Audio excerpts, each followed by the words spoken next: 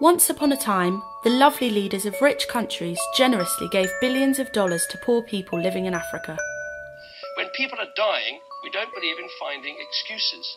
We believe in trying to do something about it. The poor people in Africa receive $30 billion each year from the kind governments of rich countries, and they too became rich and happy.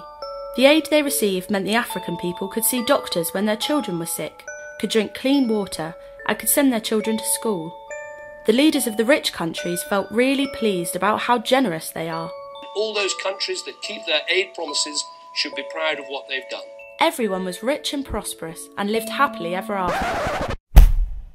There's another story to tell. Not one about how much we give Africa, but about how much we take.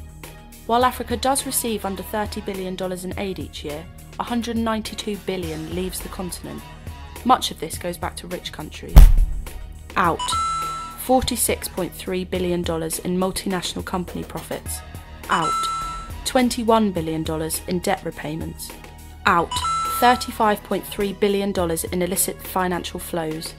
60% of that through corporate tax evasion. Out. $6 billion through skilled workers leaving Africa. Out. $17 billion in illegal logging. Out. $1.3 billion in illegal fishing. Out. $36.6 billion as a result of climate change that Africa didn't cause. Children in Africa are 16 times more likely to die before the age of 5 than children in rich countries. In Sierra Leone, life expectancy for a child born today is 45.